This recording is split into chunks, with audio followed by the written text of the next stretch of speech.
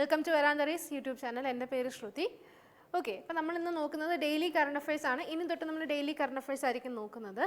ഇപ്പോൾ നമ്മൾ ഫെബ്രുവരി മന്താണ്. ഫെബ്രുവരി മന്തിലെ 10, 11, 12 ഈ 3 ദിവസത്തെ കറണ്ട് അഫയേഴ്സ് ആയിരിക്കും ഇന്ന് നമ്മൾ ഡിസ്കസ് ചെയ്യുന്നത്. അതിലിപ്പോൾ നാഷണൽ ന്യൂസ് കാണും, ഇൻ്റർനാഷണൽ ഉണ്ട്, അപ്പോയിൻമെൻ്റ് ഉണ്ട്, സ്റ്റേറ്റ് ന്യൂസ് ഉണ്ട്, അവാർഡ്സ് ഉണ്ട്. അങ്ങനെ ഒരു ദിവസത്തെ എല്ലാ ന്യൂസും കവർ ചെയ്തിട്ടായിരിക്കും നമ്മുടെ വീഡിയോ നമ്മൾ പറയുന്നത്, ഡീറ്റെയിൽ ആയിട്ട് നമ്മൾ എക്സ്പ്ലെയിൻ ചെയ്യുന്നത്. അപ്പോൾ അതിനപ്പുറത്തേക്ക് ഒരു എക്സാമിനും നിങ്ങൾക്ക് ക്വസ്റ്റ്യൻ നിങ്ങൾ ചോദിക്കുന്നത് പ്രതീക്ഷിക്കുക വേണ്ട. എല്ലാ ക്വസ്റ്റ്യൻസും അല്ലെങ്കിൽ എല്ലാ ടൈപ്പും കറണ്ട് അഫയേഴ്സും നമ്മൾ ഈ ഒരൊറ്റ വീഡിയോയിൽ കവർ ചെയ്യുന്നുണ്ട്. ഓക്കെ, SSC ആയിക്കോട്ടെ, ബാങ്ക് ആയിക്കോട്ടെ, റെയിൽവേ ആയിക്കോട്ടെ, ഈ ഏത് കോമ്പറ്റേറ്റീവ് എക്സാമിനാണെങ്കിലും കറണ്ട് അഫയേഴ്സ് പഠിക്കുന്ന ഒരാൾക്ക് ഈ വീഡിയോ ഷുവറായിട്ടും ഹെൽപ്ഫുൾ ആയിരിക്കും. ഇതിനപ്പുറത്തേക്ക് ക്വസ്റ്റ്യൻസ് ചോദിക്കാൻ ചാൻസ് വളരെ കുറവായിരിക്കും. സോ അധികം ലാഗ് ആക്കുന്നില്ല, നമുക്ക് ഡെയിലി കറണ്ട് അഫയേഴ്സ് സെഷനിലോട്ട് പോകാം. ആദ്യത്തെ ന്യൂസ് എന്താണെന്ന് നോക്കാം. PM മോദിയുടെ ഒരു ഗോവയിലേക്കുള്ളൊരു വിസിറ്റ് ഉണ്ടായിരുന്നു. അതിനെ പറ്റിയിട്ടുള്ളൊരു ഓവർവ്യൂ ആണ് പറയുന്നത്. നമ്മുടെ PM മോദി ഇപ്പം റീസെൻ്റായിട്ട് ആസാം, പിന്നെ ഒഡീഷ, ഗോവ എന്നിങ്ങനെയുള്ള സ്റ്റേറ്റ്സിൽ വിസിറ്റ് ചെയ്യുന്നുണ്ട്. അതോടൊപ്പം തന്നെ ഒരുപാട് പ്രൊജക്ട്സിന് ഫൗണ്ടേഷൻ സ്റ്റോൺ ലേ ചെയ്യുന്നുണ്ട്, ഒരുപാട് പ്രൊജക്ട്സിന് വേണ്ടിയിട്ടുള്ള ഫണ്ട് സാങ്ഷൻ ചെയ്യുന്നുണ്ട്, അങ്ങനെയുള്ള ഒരുപാട് കാര്യങ്ങൾ ചെയ്യുന്നുണ്ട്. അപ്പോൾ ഗോവയിൽ പോയിട്ട് എന്തൊക്കെ കാര്യങ്ങളാണ് അവിടെ പുതുതായിട്ട്, എന്തൊക്കെ പ്രൊജക്റ്റാണ് പുതുതായിട്ട് വന്നത് എന്നുള്ള കാര്യങ്ങളൊക്കെ നമുക്ക് നോക്കാം. ഗോവയിൽ പോയിട്ട് 1330 കോടി രൂപയുടെ 1330 കോടി രൂപയുടെ പ്രൊജക്റ്റുകളാണ് അദ്ദേഹം സാങ്ഷൻ ചെയ്തത്. അത് എന്ത് പ്രോഗ്രാമിൻ്റെ ഭാഗമായിട്ടാണ് ഗോവയിലുള്ള ഈ വിസിറ്റ് എന്ന് ചോദിച്ചു കഴിഞ്ഞാൽ, വികസിത് ഭാരത് വികസിത് ഗോവ 2047 എന്നുള്ള പ്രോഗ്രാം ഉണ്ട്, ഗോവയിൽ നടക്കുന്നതാണ്. വികസിത് ഭാരത് വികസിത് ഗോവ 2047.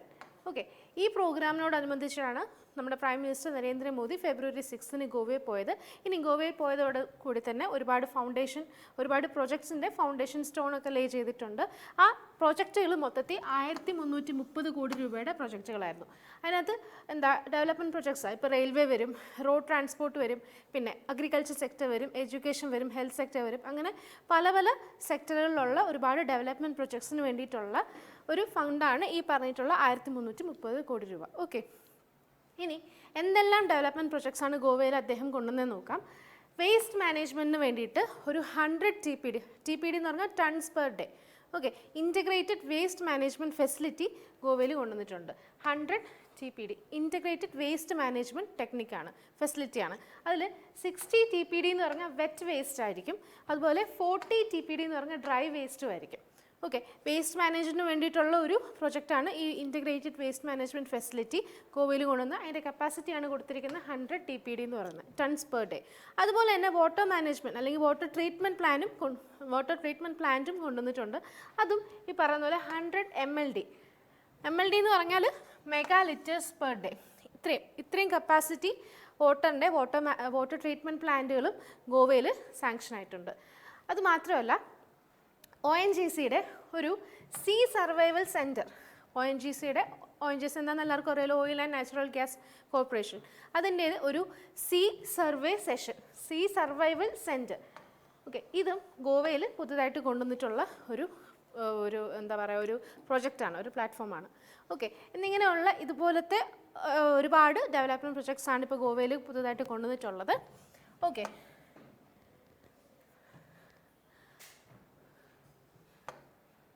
അടുത്തത് ഗോവയിൽ ഒരു NIT, national institute of technology. Already അവിടെ NIT ഉണ്ടായിരുന്നു, പക്ഷേ അതിനൊരു ക്യാമ്പസ് ഇല്ലായിരുന്നു. അപ്പോൾ അതിന് വേണ്ടിയിട്ടൊരു NIT ഗോവയ്ക്ക് ഒരു ക്യാമ്പസ് പുതുതായിട്ട് പണി കൊടുക്കുന്നുണ്ട്. ഓക്കെ, അതുപോലെ തന്നെ energy week, India energy week എന്ന് പറയുന്നത് ഫെബ്രുവരി 6 തൊട്ട് ഫെബ്രുവരി 9 നമ്മുടെ അത് ഇമ്പോർട്ടൻറ്റ് ഡേയ്സിനകത്ത് ചോദിക്കും. ഫെബ്രുവരി 6 തൊട്ടാണ്, ഫെബ്രുവരി 6 തൊട്ട് ഫെബ്രുവരി 9 ഇന്ത്യ എനർജി വീക്ക് എന്ന് പറയുന്നത്.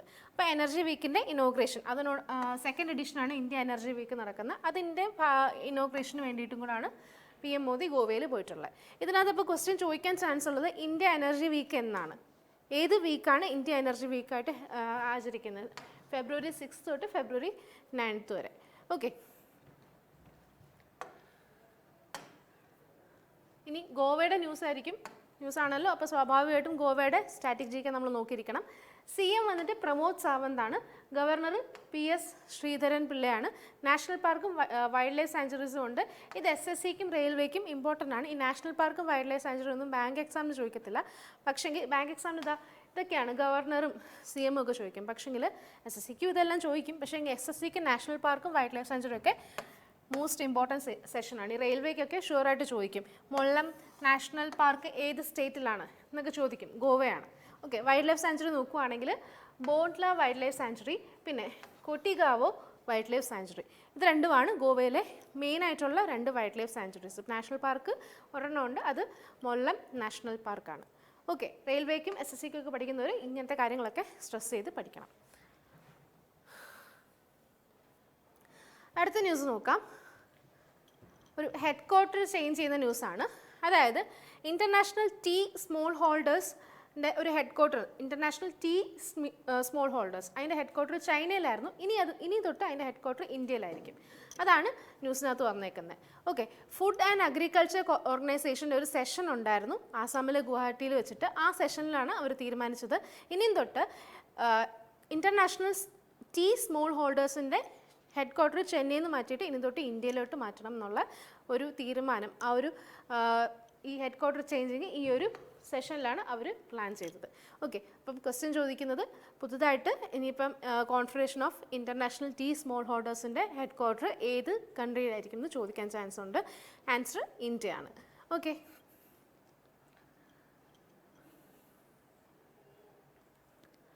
അടുത്ത ന്യൂസ് നോക്കാം. ഇമ്പോർട്ടൻറ്റ് ന്യൂസാണ്. സാരഥി പോർട്ടൽ. സാരഥിയുടെ ഫുൾ ഫോം മസ്റ്റായിട്ട് പഠിച്ചിരിക്കണം. വളരെ ഇമ്പോർട്ടൻ്റ് ആണ് സാരഥി പോർട്ടൽ. എസ് എന്താണ്, എ എന്താണെന്നൊക്കെ ഉള്ളത് എക്സാമിന് ചോദിക്കും. എന്താ നോക്കാം. Sandbox for agricultural and rural security technology and insurance എന്നാണ് സാരഥി പോർട്ടലിൻ്റെ full form. Sandbox for agriculture and rural security technology and insurance portal. Okay, ഇനി ഈ സാരഥി പോർട്ടൽ ഏത് മിനിസ്ട്രി അല്ലെങ്കിൽ എന്തിനോടനുബന്ധിച്ചിട്ടാണ് കൊണ്ടുവന്നതെന്ന് ചോദിച്ചു കഴിഞ്ഞാൽ മിനിസ്ട്രി ഓഫ് അഗ്രികൾച്ചർ ആൻഡ് ഫാമേഴ്സിന് വേണ്ടിയിട്ട് ആ മിനിസ്ട്രി കൊണ്ടുവന്നതാണ്. അപ്പോൾ ബേസിക്കലി ആരായിരിക്കും ടാർഗറ്റ് ചെയ്യുന്നത്? അഗ്രികൾച്ചർ അല്ലെങ്കിൽ ഫാമേഴ്സിനെ ടാർഗറ്റ് ചെയ്തിട്ടാണ് ഈ സാരഥി പോർട്ടൽ വന്നത്. നിങ്ങൾക്കറിയാലോ ഈ പ്രധാനമന്ത്രി ഫസൽ ബീമ യോജന അറിയാലോ. ഫസൽ ബീമ യോജന എന്ന് പറഞ്ഞാൽ അഗ്രികൾച്ചർ ഫാമേഴ്സിനെ ഫോക്കസ് ചെയ്തിട്ട് വന്നിട്ടുള്ളൊരു സ്കീമാണ്. അപ്പോൾ ഇതിൻ്റെ ബെനിഫിറ്റ്സ് എല്ലാം ഇനി ഡിജിറ്റലി ഫാമേഴ്സിന് അവൈലബിൾ ആവാൻ വേണ്ടിയിട്ട് കൊണ്ടുവന്നിട്ടുള്ളൊരു പോർട്ടലാണ് ഈ സാരഥി പോർട്ടൽ എന്ന് പറയുന്നത്. Sand box for agriculture and rural security technology and insurance portal എന്ന് പറയുന്നത് സാരഥി പോർട്ടൽ. ഓക്കെ, അപ്പോൾ ഇത് കൊണ്ടുവന്നത് ministry of agriculture and farmers welfare ആണ്. അതിൻ്റെ യൂണിയൻ മിനിസ്റ്ററാണ് അർജുൻ മുണ്ട.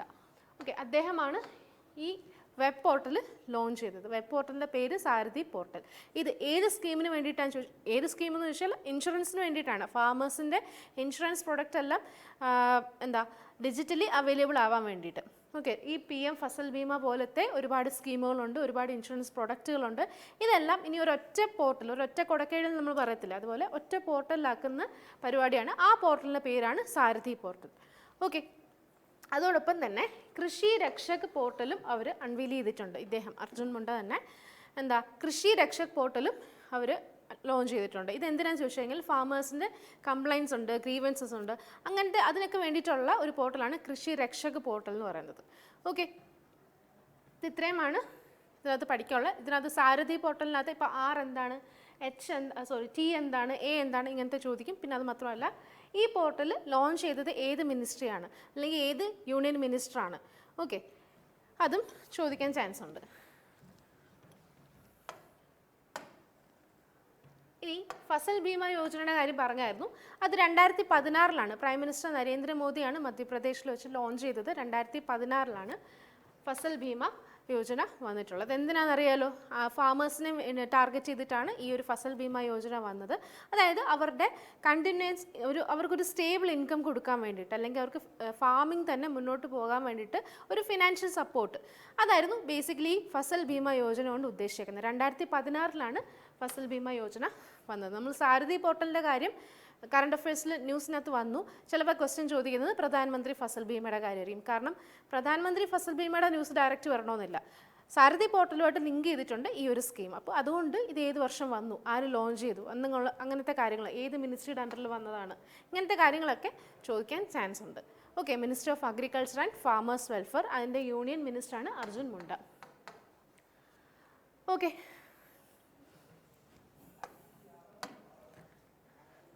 അടുത്ത ന്യൂസ് ധർമ്മേന്ദ്ര പ്രധാൻ അറിയാലോ, യൂണിയൻ മിനിസ്റ്റർ ഓഫ് എഡ്യൂക്കേഷൻ ആണ് ധർമ്മേന്ദ്ര പ്രധാൻ എന്ന് പറയുന്നത്. അദ്ദേഹം ഒരു പുതിയ ഒരു പ്രോഗ്രാം കൊണ്ടുവന്നിട്ടുണ്ട്, EDCIL Vidyanjali. EDCIL Vidyanjali, ED എന്ന് കാണുമ്പോഴേ അറിയോ എഡ്യൂക്കേഷന് വേണ്ടിയിട്ടാണ്. ഓക്കെ, എഡ്യൂക്കേഷന് വേണ്ടിയിട്ടാണ്. അപ്പോൾ അവിടുത്തെ യൂണിയൻ മിനിസ്ട്രി എന്ന് പറയുന്നത് എഡ്യൂക്കേഷൻ മിനിസ്ട്രിയാണ്. അതിൻ്റെ യൂണിയൻ മിനിസ്റ്റർ എന്ന് പറഞ്ഞാൽ ധർമ്മേന്ദ്ര പ്രധാനാണ്. അദ്ദേഹമാണ് ഈ ഒരു പ്രോഗ്രാം ലോഞ്ച് ചെയ്തിട്ടുള്ളത്. ആ പ്രോഗ്രാമിൻ്റെ പേരാണ് EDCIL വിദ്യാഞ്ജലി സ്കോളർഷിപ്പ്. ഓക്കെ, സ്കോളർഷിപ്പാണ്. അപ്പോൾ എന്താ, ജവഹർ നവോദയ വിദ്യാലയം. ഓക്കെ, അവിടുത്തെ സ്റ്റുഡൻസ് എങ്ങനത്തെ സ്റ്റുഡൻസ് ആണ്, ഫിനാൻഷ്യലി കുറച്ച് പിന്നോട്ട് നിൽക്കുന്ന ബാക്ക്വേർഡ് ആയിട്ടുള്ള കുറച്ച് കുട്ടികൾക്ക് ഒരു സ്കോളർഷിപ്പ് കൊടുക്കുന്നു, അല്ലെങ്കിൽ എന്തെങ്കിലും ഒരു ഫിനാൻഷ്യൽ അസിസ്റ്റൻസ് കൊടുക്കുന്നു. ഇപ്പം സീനിയർ സെക്കൻഡറി കഴിഞ്ഞ് കഴിഞ്ഞാൽ ഹയർ എഡ്യൂക്കേഷന് പോകണം. അപ്പോൾ അതിന് ആ ഒരു പ്രോസസ്സിലേക്ക് അവർക്ക് ഫിനാൻഷ്യൽ അസിസ്റ്റൻസ് കൊടുക്കാൻ വേണ്ടിയിട്ടാണ് ഈ പറഞ്ഞേക്കുന്ന EDCIL വിദ്യാഞ്ജലി സ്കോളർഷിപ്പ് വന്നേക്കുന്നത്. അപ്പോൾ അതിൻ്റെ ആദ്യഘട്ടത്തോടനുബന്ധിച്ച് ജവഹർ നവോദയ വിദ്യാലയത്തിലെ കുട്ടികളെയാണ് ഫോക്കസ് ചെയ്തേക്കുന്നത്. പിന്നീട് അങ്ങോട്ട് അടുത്ത് പല ഇൻസ്റ്റിറ്റ്യൂഷൻസിന് ഇംപ്ലിമെൻറ്റ് ചെയ്യുമായിരിക്കും. പക്ഷേ ആദ്യഘട്ടം ഈ JNVയിലാണ് അവർ ഇംപ്ലിമെൻറ്റ് ചെയ്തേക്കുന്നത്. സീനിയർ സെക്കൻഡറി കഴിഞ്ഞിട്ടുള്ള കുട്ടികൾക്ക് ഹയർ സെക്കൻഡറി അല്ല ഹയർ എഡ്യൂക്കേഷനിലേക്കുള്ള പഠനം റിലേറ്റ് ചെയ്തിട്ടുള്ള ഫിനാൻഷ്യൽ അസിസ്റ്റൻസ് കൊടുക്കാൻ വേണ്ടിയിട്ടാണ് യൂണിയൻ മിനിസ്റ്റർ ആയിട്ടുള്ള ധർമ്മേന്ദ്ര പ്രധാൻ മിനിസ്ട്രി ഓഫ് എഡ്യൂക്കേഷൻ്റെ ഭാഗമായിട്ട് EDCIL Vidyanjali scholarship programme launch ചെയ്തിട്ടുള്ളത്. ഇത് ഏത് സ്റ്റേറ്റിലാണെന്ന് ചോദിച്ചു കഴിഞ്ഞാൽ ന്യൂഡൽഹിയിലാണ് ആദ്യം ഇത് ലോഞ്ച് ചെയ്തിട്ടുള്ളത്. ഓക്കെ, ന്യൂഡൽഹിയിലാണ് ഇത് ആദ്യമായിട്ട് ലോഞ്ച് ചെയ്തിട്ടുള്ളത്. ഓക്കെ, അടുത്തത് ഇമ്പോർട്ടൻ്റ് ആണ്, ബാങ്കിങ് സ്റ്റുഡൻസിന് ഇമ്പോർട്ടൻ്റ് ആയിട്ട് ചോദിക്കുന്ന ഒരു ഏരിയ ആണ് അടുത്തത്. അതായത് നമ്മുടെ monetary policies, bimonthly monetary policy മെയിൻസിനൊക്കെ ചോദിക്കുന്നതാണ്. ഷുവർ ആണ് ഇതിൽ ഏതെങ്കിലും ഒന്ന് ഇപ്രാവശ്യത്തെ SBI ക്ലർക്കിന് നോട്ട് ചെയ്ത് വെച്ചോ.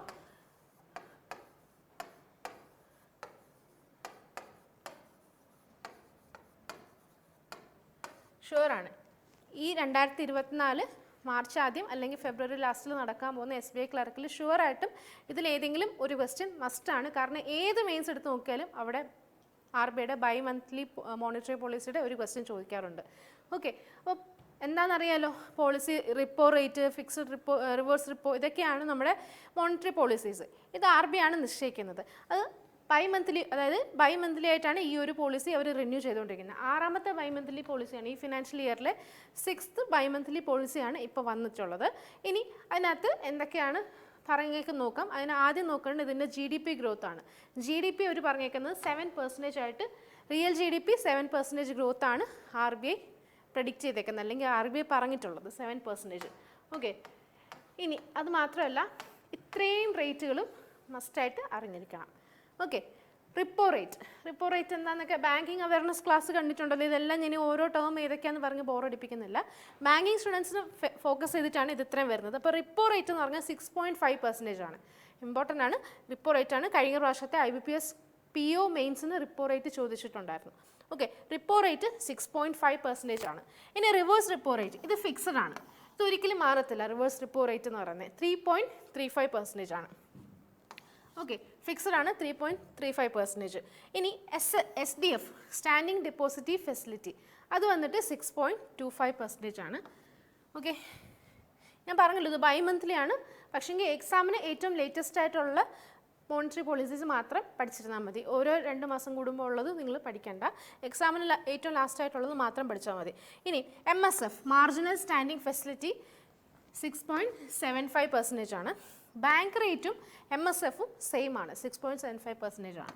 ഓക്കെ, ഇനി CRR ക്യാഷ് റിസർവ് റേഷ്യോ 4.5% ആണ്. SLRും 18% ആണ്. സ്റ്റാറ്റ്യൂട്ടറി ലിക്വിഡിറ്റി റേഷ്യോ 18% ആണ്. ഇത് ഇത്രയും ഒരു കാരണവശാലും സ്കിപ്പ് ചെയ്യാൻ പാടില്ലാത്ത ഒരു ഏരിയ ആണ്. ബാങ്കിങ് സ്റ്റുഡൻസിനെ വെച്ച് നോക്കുകയാണെങ്കിൽ ഒരു കാരണവശാലും സ്കിപ്പ് ചെയ്യാൻ പാടില്ല. ഓക്കെ, 6.5% ആണ് റിപ്പോ റേറ്റ്. ഓക്കെ, ഇനി റിവേഴ്സ് റിപ്പോ റേറ്റ് എന്ന് പറയുമ്പോൾ 3.35%. അത് എപ്പോഴും ഫിക്സ്ഡ് ആണ്, 3.35 തന്നെ നിൽക്കത്തുള്ളൂ.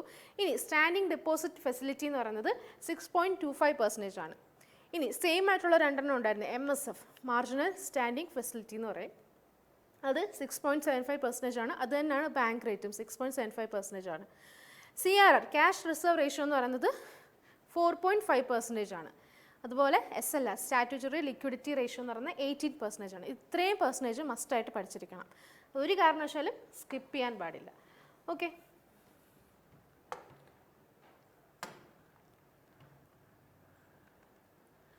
അടുത്ത ന്യൂസ് HDFCയുടെ ആണ്.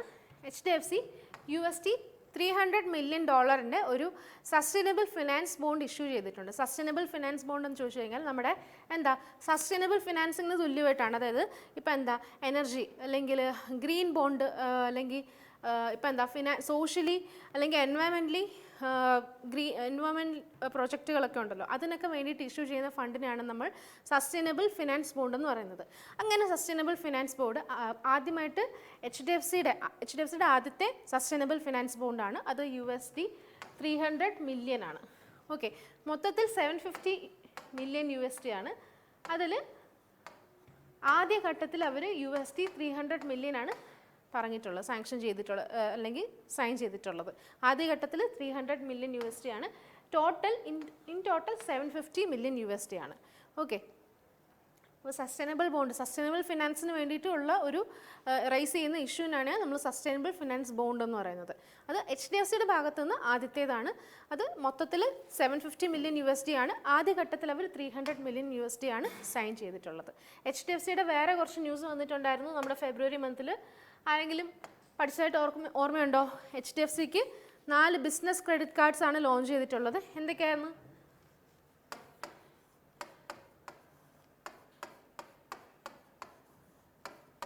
ബിസ് ഫസ്റ്റ്, ബിസ് ഗ്രോ, പിന്നെ ബിസ് പവർ, ബിസ് ബ്ലാക്ക്. ഇതൊക്കെയാണ് HDFC കൊണ്ടുവന്നിട്ടുള്ള 4 ക്രെഡിറ്റ് കാർഡുകൾ. ഓക്കെ, അതുപോലെ തന്നെ പിന്നെന്തായിരുന്നു? ഈ 4 ക്രെഡിറ്റ് കാർഡുകൾ ആരെ ഫോക്കസ് ചെയ്തിട്ടായിരുന്നു ഓർമ്മയുണ്ടോ? സെൽഫ് എംപ്ലോയിഡ് ആയിട്ടുള്ള ആൾക്കാരെ ഫോക്കസ് ചെയ്തിട്ടാണ്. ബിസ് ഫസ്റ്റ്, ബിസ് ഗ്രോ, ബിസ് പവർ, ബിസ് ബ്ലാക്ക്. ഇത് ഇത്രയും HDFC കൊണ്ടുവന്നിട്ടുള്ള 4 ക്രെഡിറ്റ് കാർഡുകളാണ്. സെൽഫ് എംപ്ലോയിഡ് ആയിട്ടുള്ള, അതായത് MSME, പിന്നെ ഫ്രീലാൻസ് ചെയ്യുന്നവർ, സ്റ്റാർട്ടപ്പ് ഒക്കെ ചെയ്യുന്നവർ, അങ്ങനത്തെ സെൽഫ് എംപ്ലോയിഡ് കമ്മ്യൂണിറ്റീസിനെ ഫോക്കസ് ചെയ്തിട്ടാണ് HDFCയുടെ ഈ 4 ക്രെഡിറ്റ് കാർഡ് വന്നിട്ടുള്ളത്. ഇതെല്ലാം ഫെബ്രുവരിയിലെ കറണ്ട് അഫയേഴ്സ് ആണ്. നിങ്ങൾ HDFCയുടെ ന്യൂസ് വായിക്കുമ്പോൾ അത് റിലേറ്റ് ആയിട്ടുള്ള കുറച്ച് കറണ്ട് അഫയേഴ്സ് ഞാൻ പറഞ്ഞുതരാം. ഓക്കെ, പിന്നെ അതുപോലെ HDFC 6 ബാങ്കുകളിലേക്ക് ചേർത്തൊരു 9.5% സ്റ്റേക്ക് അവർ വാങ്ങിച്ചിട്ടുണ്ടായിരുന്നു.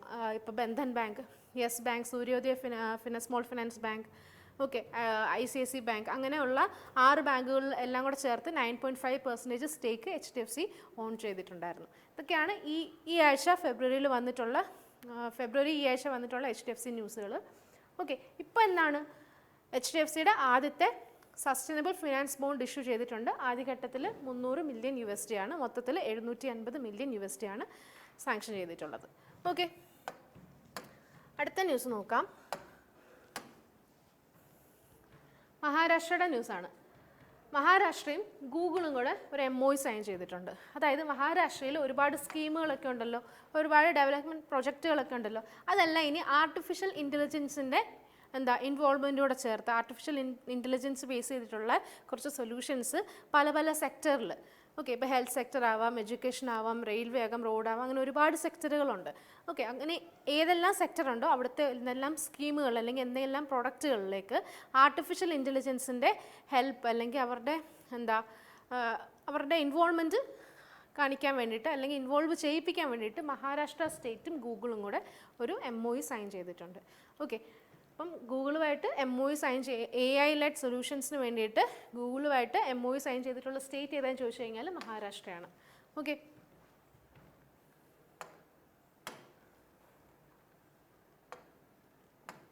ഇനി ഗൂഗിളിലെ കുറച്ച് കാര്യമാണ്. അവരുടെ ഒരു ചാറ്റ് ബോട്ടാണ്, ബാർഡ് എന്നായിരുന്നു പേര്. അതിൻ്റെ പേര് മാറ്റിയിട്ട് ഇപ്പോൾ ജെമിനി എന്ന് പേരാക്കിയിട്ടുണ്ട്. ജെമിനി ആൻഡ് ജെമിനി അഡ്വാൻസ് എന്നുള്ള 2 ചാറ്റ് ബോട്ടുകൾ ഇപ്പോൾ റീസെൻ്റ് ആയിട്ട് ഗൂഗിൾ ലോഞ്ച് ചെയ്തിട്ടുണ്ട്. ഒന്നെന്ന് പറഞ്ഞാൽ ഓൾറെഡി ഉള്ളൊരു ചാറ്റ് ബോട്ടായിരുന്നു, അതിൻ്റെ പേര് ബാർഡ് എന്നായിരുന്നു. ഓക്കെ, എക്സാമിന് ചോദിക്കും ജെമിനി എന്നായിരുന്നു ഇപ്പോൾ റീസെൻ്റ് ആയിട്ട് ഗൂഗിൾ കൊണ്ടുവന്നിട്ടുള്ള ചാറ്റ് ബോട്ടിൻ്റെ പേര്. അതിന് മുൻപ് അതിൻ്റെ പഴയ നെയിം എന്തായിരുന്നു ചോദിച്ചു കഴിഞ്ഞാൽ ബാർഡ്, BARD. ഓക്കെ, അതുപോലെ തന്നെ ഇതൊക്കെയാണ് ഗൂഗിളിൽ ജെമിനി അഡ്വാൻസ്ഡും ജെമിനി, ഇത് രണ്ടും ഓർത്തിരിക്കുക. ഗൂഗിളിൻ്റെ ആണ് G for Google and G for Gemini. Okay, അടുത്തത് ഇമ്പോർട്ടൻ്റ് ആയിട്ട് ഗൂഗിളിൻ്റെ സ്ട്രാറ്റജിക്കാണ് CEO സുന്ദർ പിച്ചയാണ്. ഓക്കെ, ഇത് ഇമ്പോർട്ടൻ്റ് ആണ്. ഇതെല്ലാം എക്സാമിന് ചോദിക്കാൻ ചാൻസ് ഉണ്ട്. ബാങ്ക് ഒന്നുമില്ല, SSC ഇല്ല, ഏത് വേണമെങ്കിലും ചോദിക്കാം. ഗൂഗിളിലെ CEO സുന്ദർ പിച്ചയാണ്. ഹെഡ് ക്വാർട്ടർ വന്നിട്ട് USA കാലിഫോർണിയയിലാണ്. എസ്റ്റാബ്ലിഷ് ചെയ്ത വർഷം 1998. 1998 ജനിച്ച കുട്ടികൾക്കൊക്കെ പഠിക്കാൻ എളുപ്പമായിരിക്കും അല്ലേ. 1998 ആണ് ഗൂഗിൾ എസ്റ്റാബ്ലിഷ് ചെയ്ത വർഷം. CEO വന്നിട്ട് സുന്ദർ പിച്ചയാണ്, നമ്മുടെ ഇന്ത്യക്കാരനാണ്. ഹെഡ് ക്വാർട്ടർ USA കാലിഫോർണിയയിലാണ്. എസ്റ്റാബ്ലിഷ് ചെയ്ത വർഷം 1998 ആണ്. ഓക്കെ, ഇത് ഇത്രയുമായിരുന്നു ഗൂഗിളിൻ്റെ ന്യൂസ്. ഗൂഗിളിൻ്റെ ചാറ്റ് ബോട്ടായ ബാർഡാണ്. ബാർഡിൻ്റെ പേര് മാറ്റിയിട്ട് ഇപ്പോൾ ജെമിനിയായി. ഇനി ഗൂഗിളും മഹാരാഷ്ട്രയും കൂടെ ചേർന്നിട്ട് AI ലെഡ് സൊല്യൂഷൻസ്, പല പല സെക്ടേഴ്സിൽ AI ലെഡ് സൊല്യൂഷൻസ് ഇംപ്ലിമെൻറ്റ് ചെയ്യാൻ വേണ്ടിയിട്ട് ഗൂഗിളുമായിട്ട് സൈൻ ചെയ്ത സ്റ്റേറ്റ് ആണ് മഹാരാഷ്ട്ര. ഓക്കെ, അടുത്തത് ഒരു അവാർഡ് ന്യൂസാണ്. PT ഉഷ എല്ലാവർക്കും അറിയാലോ, കേരളത്തിലെ നമ്മുടെ മലയാളിയായ PT ഉഷയ്ക്ക് lifetime SJFI lifetime achievement award കിട്ടിയിട്ടുണ്ട്. SJFI എന്താണെന്ന് ചോദിച്ചു കഴിഞ്ഞാൽ sports journalist federation of India ആണ് SJFI. അതിൻ്റെ ലൈഫ് ടൈം അച്ചീവ്മെൻറ്റ് ഇപ്പോൾ റീസെൻ്റായിട്ട് PT ഉഷയ്ക്കാണ് കിട്ടിയിട്ടുള്ളത്. ഓക്കെ, PT ഉഷ എന്ന് പറയുന്നത് നമ്മുടെ ഇന്ത്യൻ ഒളിമ്പിക് അസോസിയേഷൻ്റെ പ്രസിഡൻ്റാണ്. ഇന്ത്യൻ ഒളിമ്പിക് അസോസിയേഷൻ്റെ ആദ്യത്തെ പ്രസിഡൻ്റാണ് PT ഉഷ. ആദ്യത്തെ വനിതാ പ്രസിഡൻ്റാണ് PT Usha. Okay, 2022 December 2022 Indian Olympic അസോസിയേഷൻ്റെ ആദ്യത്തെ വനിതാ പ്രസിഡൻ്റായിട്ട് PT ഉഷ ചുമതലയേറ്റത്. ഓക്കെ, PT ഉഷയുടെ ന്യൂസ് കറണ്ട് അഫയേഴ്സിനകത്ത് വന്നിട്ടുണ്ടായിരുന്നു. അപ്പോൾ നമ്മൾ സ്വാഭാവികമായിട്ടും പുള്ളിക്കാരിക്ക് എന്തൊക്കെ അവാർഡ് കിട്ടിയിട്ടുണ്ട് അങ്ങനത്തെ കുറച്ച് കാര്യങ്ങളൊക്കെ അറിഞ്ഞിരിക്കണം. PT ഉഷയ്ക്ക് 1983 ഒരു അവാർഡ് കിട്ടിയിട്ടുണ്ടായിരുന്നു. അതിൻ്റെ പേരാണ് അർജുന അവാർഡ്. ഓക്കെ, ക്വസ്റ്റ്യൻ ചോദിക്കും, PT ഉഷയ്ക്ക് അർജുന അവാർഡ് കിട്ടിയ വർഷം ഏതാണ്? 1983. ഇതൊന്നും നമ്മുടെ കറണ്ട് അഫയേഴ്സിനകത്ത് ഇല്ല. ഓക്കെ, ഇതൊക്കെ എക്സ്ട്രാ വരുന്ന കാര്യങ്ങളൊക്കെയാണ് കേട്ടോ. അർജുന അവാർഡ് കിട്ടിയ വർഷം 1983. ഇനി 1985 PT ഉഷയ്ക്ക് പത്മശ്രീ കിട്ടിയിട്ടുണ്ടായിരുന്നു. ഓക്കെ, 1977 തൊട്ട് 2000 ഈ വർഷങ്ങളിലൊക്കെ ആയിരുന്നു PT ഉഷ സജീവമായിരുന്നത്. ഈ 1977 തൊട്ട് 2000 വരെ പുള്ളിക്കാരിക്ക് എത്ര 103 മെഡലുകൾ ഇൻ ടോട്ടൽ കിട്ടിയിട്ടുണ്ട്. 103 മെഡലുകൾ കിട്ടിയിട്ടുണ്ട്. ഓക്കെ, 1983 അർജുന അവാർഡ് കിട്ടി, 1985 പത്മശ്രീ കിട്ടി, 1977 തൊട്ട് 2000 വർഷം വരെ ആയിരുന്നു PT ഉഷ സ്പ്രിൻ്ററായിട്ട് ഫേമസ് ആയിട്ടുണ്ടെന്നത്. പുള്ളിക്കാരിക്ക് 103 മെഡലുകളാണ് അത്രയും വർഷങ്ങളിലായിട്ട് കിട്ടിയിട്ടുള്ളത്. ഓക്കെ, അവാർഡിൻ്റെ കാര്യം പറയുമ്പോൾ നമ്മൾ ഹിസ്റ്ററിയും കാര്യങ്ങളെല്ലാം കുറച്ചൊക്കെ നോക്കിയാൽ അത്രയും നല്ലതായിരിക്കും. അടുത്തതും ഇമ്പോർട്ടൻ്റ് ആണ്. ഈ പറഞ്ഞല്ലോ, ഈ അവാർഡ് കിട്ടിയിട്ടുള്ള SJFI ഗോൾഡ് മെഡൽ അല്ലെങ്കിൽ ലൈഫ് ടൈം അച്ചീവ്മെൻറ്റ് കിട്ടിയിട്ടുള്ള 5ാമത്തെ റെസിപ്പിയൻ്റ് ആണ് ഈ PT ഉഷ എന്ന് പറയുന്നത്. ഓക്കെ, അപ്പോൾ PT ഉഷയ്ക്ക് മുൻപ് കിട്ടിയിട്ടുള്ള 4 ആൾക്കാരുടെ പേര് പഠിക്കാം. ഒന്ന് ഇന്ത്യൻ ടെന്നീസ് പ്ലെയർ ആയിട്ടുള്ള വിജയ് അമൃത്രാജ്. ഓക്കെ, സ്പോർട്സൊക്കെ കണ്ടിട്ടുള്ള ആൾക്കാർക്കൊക്കെ അറിയാം. വിജയ് അമൃത്രാജിനാണ്. അദ്ദേഹം ഫോമർ ഇന്ത്യൻ ടെന്നീസ് പ്ലെയർ ആണ്. അദ്ദേഹത്തിനും ഇതുപോലെ SJFIയുടെ lifetime achievement gold medal കിട്ടിയിട്ടുണ്ട്. അതേപോലെ തന്നെ ബാഡ്മിൻ്റൺ പ്ലെയർ ആയിട്ടുള്ള പ്രകാശ് പതുക്കോൺ, ദീപിക പതുക്കോണിൻ്റെ ഫാദറാണ് ഈ പ്രകാശ് പതുക്കോൺ എന്ന് പറയുന്നത്. പിന്നെ ഇന്ത്യൻ ക്രിക്കറ്റർ ആയിട്ടുള്ള സുനിൽ ഗവാസ്കർ. അതിനുശേഷം ലേറ്റ് മിൽഖ സിംഗിനും, അദ്ദേഹം ഒരു ഇന്ത്യൻ അത്ലറ്റായിരുന്നു. മിൽഖ സിംഗിനും ഈ പറയുന്ന SJFI അവാർഡ് കിട്ടിയിട്ടുണ്ട്. Life time achievement gold medal കിട്ടിയിട്ടുണ്ട്. ഓക്കെ, അതുപോലെ ഫെബ്രുവരി മന്തിൽ ഇമ്പോർട്ടൻ്റ് ആയിട്ട് വന്നിട്ടുള്ള കുറച്ച് അവാർഡാണ് ഗ്രാമി അവാർഡ്. ഗ്രാമി അവാർഡ് ഇപ്രാവശ്യം നടത്തുന്നത് 66ാമത്തെ എഡിഷനാണ്. 66th ഗ്രാമി അവാർഡാണ്. ഓക്കെ, ഗ്രാമി അവാർഡാണ്. അതിൽ ബെസ്റ്റ് ആൽബം അവാർഡ് കിട്ടിയിട്ടുള്ളത് ടൈലർ സ്വിഫ്റ്റിനാണ്. ഓർമ്മയുണ്ടോ? ടൈലർ സ്വിഫ്റ്റിനാണ് 66ാമത്തെ ഗ്രാമി അവാർഡിൽ ബെസ്റ്റ് ആൽബം അവാർഡ് കിട്ടിയിട്ടുള്ളത്. ഈ ബെസ്റ്റ് ആൽബം കാറ്റഗറിയിൽ തന്നെ 4ാമത്തെ പ്രാവശ്യമാണ് ടൈലർ സ്വിഫ്റ്റിന് ഈ അവാർഡ് കിട്ടിയിട്ടുള്ളത്. കോൺസിക്യൂട്ടീവ് അല്ല, 4ാമത്തെ വട്ടവും ആണ് ഇപ്പം റീസെൻ്റായിട്ട് ടൈലർ സ്വിഫ്റ്റിന് ബെസ്റ്റ് ആൽബം അവാർഡ് കിട്ടിയിട്ടുള്ളത്. ഏത് ആൽബത്തിനാണെന്ന് ഓർമ്മയുണ്ടോ? മിഡ് നൈറ്റ് എന്ന് പറഞ്ഞ ആൽബത്തിനാണ് ഇപ്പോൾ 2024 66ാമത്തെ ഗ്രാമി അവാർഡിൽ ബെസ്റ്റ് ആൽബം അവാർഡ് ടൈലർ സ്വിഫ്റ്റിന് കിട്ടിയിട്ടുള്ളത്. ഓക്കെ, പിന്നെ നമ്മുടെ ഇന്ത്യയിൽ നിന്ന് ഒരു ആൽബത്തിന് കിട്ടിയിട്ടുണ്ടായിരുന്നു, ദ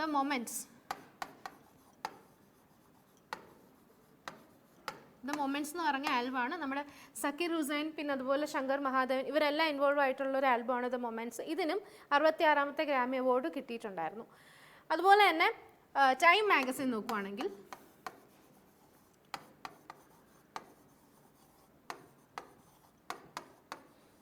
ടൈം മാഗസിൻ്റെ പേഴ്സൺ ഓഫ് ദി ഇയർ വന്നിട്ടുള്ളത് ടൈലർ സ്വിഫ്റ്റിന് തന്നെയാണ്. Person of the year award കിട്ടിയിട്ടുള്ളതും ടൈലർ സ്വിഫ്റ്റ് ആണ്. പക്ഷേങ്കിൽ അത്ലറ്റ് ഓഫ് ദി ഇയർ കിട്ടിയിട്ടുള്ളത് നമ്മുടെ ലയണൽ മെസ്സിയാണ്. ഓക്കെ, ലയണൽ മെസ്സിക്ക് ഇപ്രാവശ്യം 8th ബാലൻ ഡി ഓർ അവാർഡാണ് കിട്ടിയിട്ടുള്ളത്. Athlete of the year Lionel മെസ്സിയാണ്. പിന്നെ ഫോബ്സ് മാഗസിൻ്റെ strongest woman of the world ആണ്. അതിൽ ഇന്ത്യ പ്രതിനിധീകരിച്ച് 4 ഇന്ത്യൻ വനിതകളുണ്ടായിരുന്നു. ആരൊക്കെയാന്ന് നോക്കാം. ഫോബ്സ് മാഗസിൻ ആണ്. ഫോബ്സിൻ്റെ സ്ട്രോങ്ങസ്റ്റ് വുമൺ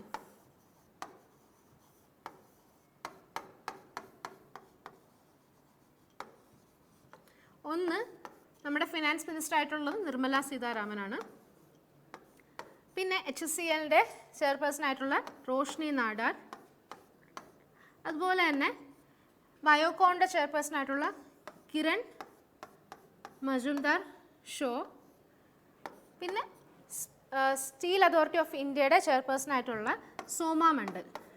ഇത്രയും പേരാണ് ഫോബ്സ് മാഗസിനിലെ സ്ട്രോങ്ങസ്റ്റ് വുമൺ ഓഫ് ദ വേൾഡിനകത്ത് ഇന്ത്യയെ പ്രതിനിധീകരിച്ച് മാത്രം വന്നിട്ടുള്ള 4 ഇന്ത്യൻ വനിതകൾ. ഓക്കെ, ടൈം മാഗസിൻ്റെ person of the year Taylor Swift ആണ്. Athlete of the year Lionel മെസ്സിയാണ്. അതുപോലെ തന്നെ ഏത് എഡിഷൻ ഗ്രാമി അവാർഡാണ് കിട്ടിയിട്ടുള്ളത് ഈ വർഷം? 66ാമത്തെ എഡിഷൻ ആയിട്ടുള്ള 66ാമത്തെ ഗ്രാമി അവാർഡാണ് ഈ 2024 കൊടുത്തിട്ടുള്ളത്. അതിൽ best album of the year എന്നുള്ള അവാർഡ് കിട്ടിയിട്ടുള്ളത് ടൈലർ സ്വിഫ്റ്റിൻ്റെ മിഡ് നൈറ്റിനാണ്. ഓക്കെ,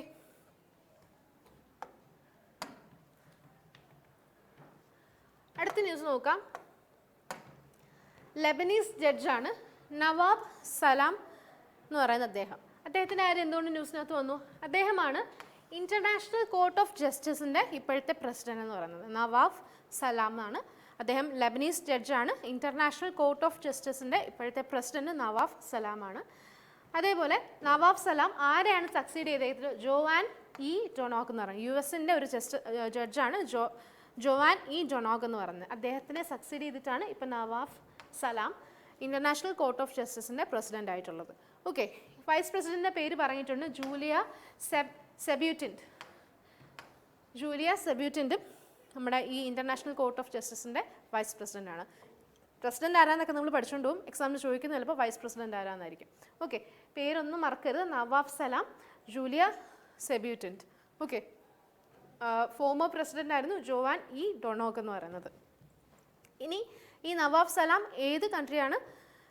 ലബനീസ്കാരനാണ്. ലബനോണിലെ ആളാണ് നവാബ് സലാം എന്ന് പറയുന്നത്. ഓക്കെ, അടുത്തത് ഒരു ഇൻഷുറൻസിൻ്റെ ന്യൂസാണ്. BFHL എന്ന് പറഞ്ഞാൽ ബന്ധൻ ഫിനാൻഷ്യൽ ഹോൾഡിംഗ് ലിമിറ്റഡ് ആണ്. BFHL ഇപ്പോൾ റീസെൻ്റ് ആയിട്ട് ഒരു ലൈഫ് ഇൻഷുറൻസ് 100% സ്റ്റേക്ക് അക്വയർ ചെയ്തിട്ടുണ്ട്. ആ ലൈഫ് ഇൻഷുറൻസിൻ്റെ പേരാണ് ഏഗോൺ ലൈഫ് ഇൻഷുറൻസ്. ഓക്കെ, അപ്പോൾ ഇവിടുത്തെ ടാർഗറ്റ് ആരാണ്?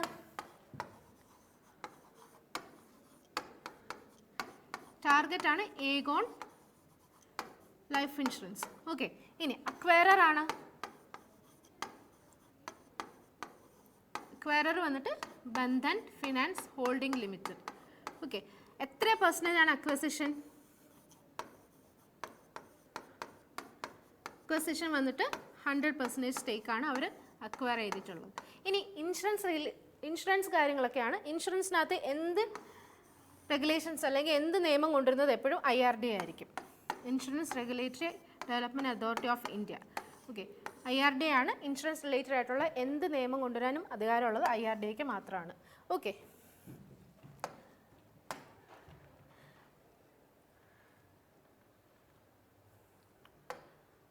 അടുത്ത് നോക്കാം. വീണ്ടും IRDAയുടെ ന്യൂസാണ്. IRDA വേറൊരു അപ്രൂവൽ കൂടെ കൊടുത്തിട്ടുണ്ട്. എന്താണ്? Capital infusion of axis bank. Axis ബാങ്കിൻ്റെ 1612 crore ഇത്രയും രൂപ മാക്സ് ലൈഫ് ഇൻഷുറൻസിനകത്ത് ഇൻഫ്യൂസ് ചെയ്യാൻ വേണ്ടിയിട്ട് IRDA അപ്രൂവൽ കൊടുത്തിട്ടുണ്ട്.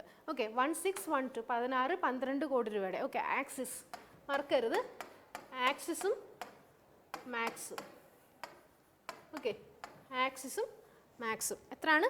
₹1612 crore ക്യാപിറ്റൽ ഇൻഫ്യൂഷനാണ് വന്നത്. ഇത്രയും രൂപ അവർ ആക്സിസ് ലൈഫ്, മാക്സ് ലൈഫ് ഇത്രയും രൂപ ഡെപ്പോസിറ്റ് ചെയ്യുന്നതിലൂടെ 16.22% ഇവർക്ക് അക്വിസിഷൻ കിട്ടുന്നത്. നേരത്തെ 9.99% ഉള്ളായിരുന്നു. ഇപ്പം ₹1612 crore അവർ ഇൻവെസ്റ്റ് ചെയ്യുന്നുണ്ട്. അതോടൊപ്പം തന്നെ അവർക്ക് 16.22% സ്റ്റേക്കും ഇപ്പം ആക്സിസിന് അവർ ഹോൾഡ് ചെയ്യുന്നുണ്ട്. ഓക്കെ, IRDA ആണ് ഇങ്ങനെ ഇൻഷുറൻസ് റിലേറ്റഡ് ആയിട്ടുള്ള എന്ത് ന്യൂസ് വന്നാലും അത് IRDA ആയിരിക്കും അങ്ങനെ ഒരു റെഗുലേഷൻ കൊണ്ടുവന്നിട്ടുള്ളത്. അപ്പോൾ IRDAയുടെ സ്റ്റാറ്റിക് GK നോക്കാം. ചെയർപേഴ്സൺ വന്നിട്ട് ദേബാശിഷ് പാണ്ഡെയാണ്. ഹെഡ് ക്വാർട്ടർ തെലങ്കാനയിലെ ഹൈദരാബാദിലാണ്.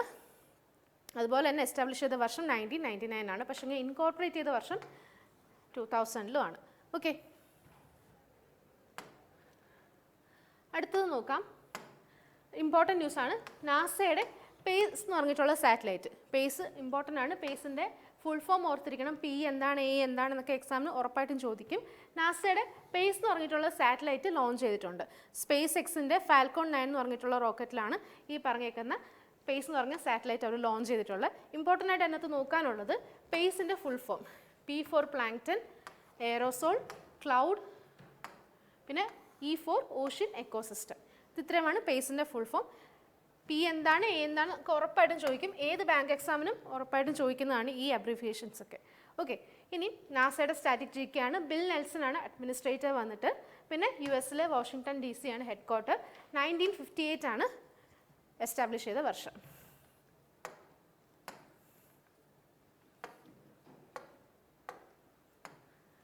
അടുത്ത് നോക്കാം, അസമിൻ്റെ കാര്യമാണ്. കഴിഞ്ഞ ദിവസം നമ്മൾ പ്രധാനമന്ത്രി അസമിൽ പോയായിരുന്നു. അതിനോടൊപ്പം അസം മാല എന്ന് പറഞ്ഞിട്ടുള്ള ഒരു പ്രോജക്റ്റൊക്കെ കണ്ടായിരുന്നു.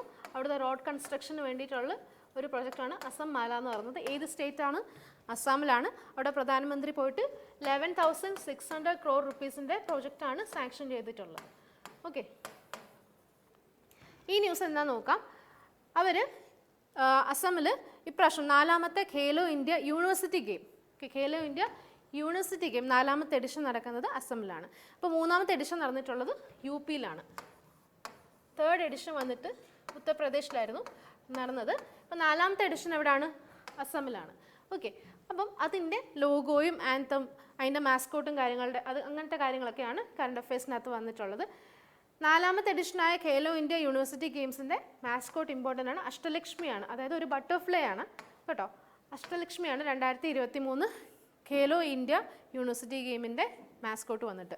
ഓക്കെ, പിന്നെ അതിനകത്ത് വേറെ ഇമ്പോർട്ടൻറ്റ് ക്വസ്റ്റ്യൻ ഒന്നും ഇല്ല. ഏത് സ്റ്റേറ്റിലാണെന്നുള്ളത് അറിഞ്ഞിരിക്കണം, മാസ്കോട്ടും അറിഞ്ഞിരിക്കണം. Okay, 3rd edition UP യിലായിരുന്നു. അടുത്ത ന്യൂസ് നോക്കാം. സാഫ് എല്ലാവർക്കും അറിയാവോ? സാഫ് സൗത്ത് ഏഷ്യ ഫുട്ബോൾ ഫെഡറേഷനാണ് നമ്മൾ സാഫ് എന്ന് പറഞ്ഞത്. സാഫിൻ്റെ ഈ പ്രാവശ്യത്തെ വിന്നേഴ്സിൻ്റെ കാര്യമാണ് പറഞ്ഞത്. ബംഗ്ലാദേശിൽ വെച്ചിട്ടാണ് ഈ പ്രാവശ്യത്തെ സാഫ് ചാമ്പ്യൻഷിപ്പ് നടന്നിട്ടുള്ളത്. അതായത് അണ്ടർ 19 വുമൻ ചാമ്പ്യൻഷിപ്പ് ആയിരുന്നു. ബംഗ്ലാദേശിൽ വെച്ചിട്ടാണ് നടന്നിട്ടുള്ളത്. വിന്നർ ഇന്ത്യയും ബംഗ്ലാദേശും ജോയിൻറ്റ് വിന്നേഴ്സാണ്. ഇന്ത്യയും ബംഗ്ലാദേശും സാഫ് അണ്ടർ 19 വുമൻസ് ചാമ്പ്യൻഷിപ്പിൻ്റെ വിന്നേഴ്സായിരുന്നു. ഇപ്രാവശ്യം നടന്നത് 5ാമത്തെ എഡിഷൻ ആയിരുന്നു. ഓക്കെ, ഫെബ്രുവരി 2 തൊട്ട് ഫെബ്രുവരി 8 വരെ ആയിരുന്നു ബംഗ്ലാദേശിൽ വെച്ച് നടന്നിട്ടുള്ളത്. ഓക്കെ, 5th എഡിഷൻ ആയിരുന്നു. സ്പോർട്ട് ന്യൂസ് ഒന്നും അധികം ഇമ്പോർട്ടൻ്റ് അല്ല. സ്റ്റിൽ നമ്മൾ അറിഞ്ഞിരിക്കുക, വിന്നേഴ്സിനെ മാത്രം അറിഞ്ഞിരിക്കുക. ഇന്ത്യയും ബംഗ്ലാദേശും ആയിരുന്നു സാഫ് അണ്ടർ 19 വുമൻ ചാമ്പ്യൻഷിപ്പിൻ്റെ വിന്നേഴ്സ്. ഓക്കെ, അടുത്തത് ഇമ്പോർട്ടൻ്റ് ന്യൂസാണ്. തെലങ്കാനയിൽ കുറച്ച് മാറ്റങ്ങളൊക്കെ വന്നിട്ടുണ്ട്. തെലങ്കാനയിലെ ആദ്യത്തെ ക്യാബിനറ്റ് മീറ്റിങ്ങിൽ അവിടുത്തെ CM എന്ന് പറയുന്നത് അനുമൂല രേവന്ത് റെഡ്ഡി എന്ന് പറയും. ഓക്കെ, അനുമൂല രേവന്ത് റെഡ്ഡി. ഓക്കെ, അദ്ദേഹത്തിൻ്റെ ആദ്യത്തെ ക്യാബിനറ്റ് മീറ്റിങ്ങിൽ കുറച്ച് കാര്യങ്ങളൊക്കെ തീരുമാനിച്ചായിരുന്നു. അവിടുത്തെ വെഹിക്കിൾ രജിസ്ട്രേഷനിലെ എന്താ TS എന്നായിരുന്നു നേരത്തെ പേരുണ്ടായിരുന്നത്. ഇനി അത് TG ആക്കും. നമ്മൾ KL ഒക്കെ ഇല്ലേ, നമ്മുടെ നമ്പർ പ്ലേറ്റിലൊക്കെ KL ഒക്കെ ഇല്ലേ, അതേപോലെ തന്നെ തെലങ്കാനയ്ക്ക് TS ആയിരുന്നു. ഇനി അത് TG ആക്കും. അതുപോലെ തന്നെ അവിടുത്തെ എംബ്ലം, പിന്നെ അവിടെ ഒരു സ്റ്റാച്ചു ഉണ്ട്, മദർ സ്റ്റാച്ചു അല്ലെങ്കിൽ ടല്ലി സ്റ്റാച്ചു എന്നാണ് പറയുന്നത്. അതിനകത്ത് കുറച്ച് റീഡിസൈനൊക്കെ ചെയ്യുന്നുണ്ട്. അങ്ങനത്തെ കാര്യങ്ങളൊക്കെ ഇപ്പം വന്നിട്ടുണ്ടായിരുന്നു. ഓക്കെ, തെലങ്കാനയുടെ നാഷണൽ ആന്തം അല്ല, അവിടുത്തെ ഒഫീഷ്യൽ സോങ് എന്ന് പറയുന്നത് ജയ ജയ ഹേ തെലുങ്കാന ജനനി ജയ കേതനം എന്ന് പറഞ്ഞ സോങ് ആണ് അവിടുത്തെ ഒഫീഷ്യൽ ലാംഗ്വേജ്. അത് ആന്തി ശ്രീ എന്ന് പറഞ്ഞിട്ടുള്ള ഒരു റൈറ്ററാണ് അല്ലെങ്കിൽ പോയറ്റാണ് ഇത് എഴുതിയിട്ടുള്ളത്. ഓക്കെ, അതുപോലെ തന്നെ ലക്ഷ്മൺ ഏലയാണ് അവരുടെ ഓൾറെഡി സ്റ്റേറ്റ് ലോഗോ. ഓൾറെഡി തെലുങ്കാനയ്ക്ക് ഒരു സ്റ്റേറ്റ് ലോഗോ ഉണ്ടായിരുന്നു. അത് ഡിസൈൻ ചെയ്ത ആളുടെ പേരാണ് ലക്ഷ്മൺ ഏലെ എന്ന് പറയും. ഓക്കെ, അങ്ങനത്തെ കുറച്ച് കാര്യങ്ങളൊക്കെ അവിടെ മാറ്റം വരുന്നുണ്ട്. ഒന്ന്, അവിടുത്തെ ഒരു സ്റ്റാച്ചു ഉണ്ട്, മദർ സ്റ്റാച്ചു റീഡിസൈൻ ചെയ്യും. പിന്നെ അവിടുത്തെ വെഹിക്കിൾ രജിസ്ട്രേഷനുള്ള പ്രീഫിക്സ് നെയിം ഒന്ന് മാറ്റും, TS എന്നുള്ളത് TG ആക്കും. പിന്നെ അവിടുത്തെ ഈ പറഞ്ഞ ഒഫീഷ്യൽ സോങ്ങും മാറ്റുന്നതായിരിക്കും. ഓക്കെ,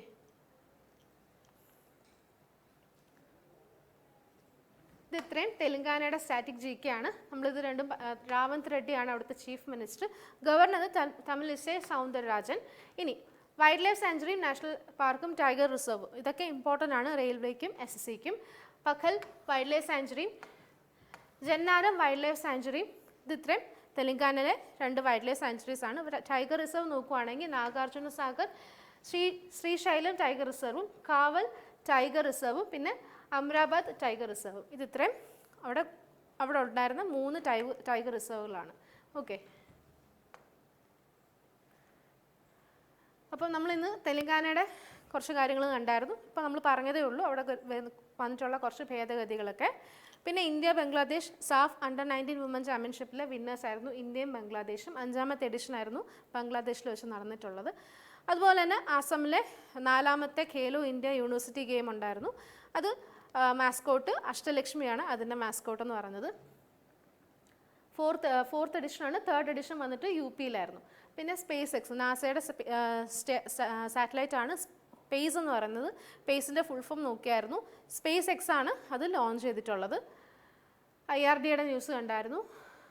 പിന്നെ ഇൻ്റർനാഷണൽ കോർട്ട് ഓഫ് ജസ്റ്റിസിൻ്റെ പ്രസിഡൻ്റായിട്ട് നവാഫ് സലാമിനെ അപ്പോയിൻറ്റ് ചെയ്തിട്ടുണ്ടായിരുന്നു. പിന്നെ PT ഉഷയുടെ ന്യൂസ് നോക്കിയായിരുന്നു. അതോടൊപ്പം തന്നെ ടൈം മാഗസിനും ഫോപ്പ് മാഗസിൻ്റെ ന്യൂസ് ഉണ്ടായിരുന്നു. ഗ്രാമി അവാർഡ്സ് ഒക്കെ കണ്ടായിരുന്നു. PT ഉഷയുടെ അർജുൻ അവാർഡ് കിട്ടിയ വർഷം, പത്മശ്രീ കിട്ടിയ വർഷം, ഇങ്ങനത്തെ കാര്യങ്ങളൊക്കെ നമ്മൾ നോക്കിയിട്ടുണ്ടായിരുന്നു. എല്ലാവരും പോയിൻ്റ് ഔട്ട് ചെയ്യണം, നോട്ട് ചെയ്ത് വെക്കണം. പിന്നെ മഹാരാഷ്ട്രയും ഗൂഗിളും കൂടെ ചേർന്നിട്ട് AI-ലെഡ് സൊല്യൂഷൻസ്, അതായത് പല പല സെക്ടേഴ്സിലുള്ള സൊല്യൂഷൻസ് AI-ലെഡ് സൊല്യൂഷൻസ് കൊണ്ടുവരാൻ വേണ്ടിയിട്ട് മഹാരാഷ്ട്ര സ്റ്റേറ്റ് ഗവൺമെൻറ്റും ഗൂഗിളും കൂടെ ചേർന്നിട്ട് MOU സൈൻ ചെയ്തിട്ടുണ്ടായിരുന്നു. HDFCയുടെ ന്യൂസ് ഉണ്ടായിരുന്നു. HDFC റീസെൻ്റായിട്ട് റിലീസ് ചെയ്തിട്ടുള്ള 4 ക്രെഡിറ്റ് കാർഡുകളുടെ പേര് പറഞ്ഞിട്ടുണ്ടായിരുന്നു. ഓക്കെ, അതിന് മുന്നേ ബാങ്ക് എക്സാമിന് ഉറപ്പായിട്ട് ചോദിക്കുന്ന ബൈ മന്ത്ലി മോണിറ്ററി പോളിസീസ് നമ്മൾ ഡിസ്കസ് ചെയ്തിട്ടുണ്ടായിരുന്നു. റിയൽ GDP എന്ന് പറഞ്ഞാൽ 7% ആണ് നമ്മൾ പറഞ്ഞായിരുന്നു. പിന്നെ EDCL Vidyanjali scholarship programme ministry of എഡ്യൂക്കേഷൻ്റെ ഭാഗമായിട്ട് ധർമ്മേന്ദ്ര പ്രധാൻ കൊണ്ടുവന്നിട്ടുള്ള ഒരു സ്കീമാണ് EDCL വിദ്യാഞ്ജലി സ്കോളർഷിപ്പ് പ്രോഗ്രാം എന്ന് പറയുന്നത്. ഓക്കെ, ന്യൂഡൽഹിയിൽ വന്നിട്ടുള്ള പ്രോഗ്രാം ആയിരുന്നു. പിന്നെ സാരഥി പോർട്ടൽ അഗ്രികൾച്ചർ റിലേറ്റഡ് ആയിട്ട് വന്നിട്ടുള്ള പോർട്ടലാണ് സാരഥി പോർട്ടൽ. അതിൻ്റെ ഫുൾ ഫോം നോക്കണം. ഓക്കെ, പിന്നെ അതോടൊപ്പം തന്നെ ഒരു ഗ്രീവൻസ് പോർട്ടലാണ് കൃഷി രക്ഷക് പോർട്ടൽ എന്ന് പറയുന്നത്. ഇതെല്ലാം മിനിസ്ട്രി ഓഫ് അഗ്രികൾച്ചർ ആണ് ലോഞ്ച് ചെയ്തിട്ടുള്ളത്. ഓക്കെ, പിന്നെ ഹെഡ് ക്വാർട്ടർ ചേഞ്ച് ചെയ്യുന്നത് ഇൻ്റർനാഷണൽ ടീ സ്മോൾ ഹോൾഡേഴ്സിൻ്റെ ഹെഡ് ക്വാർട്ടർ ചൈനയായിരുന്നു. ഇനി തൊട്ട് അത് ഇന്ത്യ ആയിരിക്കും. അങ്ങനത്തെ കാര്യങ്ങളൊക്കെ പറഞ്ഞായിരുന്നു. പിന്നെ ഗോവയിൽ പ്രൈം മിനിസ്റ്ററിൻ്റെ വിസിറ്റും എന്തെല്ലാം പ്രൊജക്റ്റുകളാണ്, എത്ര രൂപയുടെ പ്രൊജക്റ്റാണ് സാങ്ഷൻ ചെയ്തത്, അതിനെ പറ്റിയിട്ടുള്ളൊരു ഓവർവ്യൂ ആയിരുന്നു. അപ്പോൾ ഇത് ഇത്രയുമായിരുന്നു നമ്മൾ ഫെബ്രുവരി 10, 11, 12 ഈ 3 ദിവസത്തിൽ കണ്ട കറണ്ട് അഫയേഴ്സ്.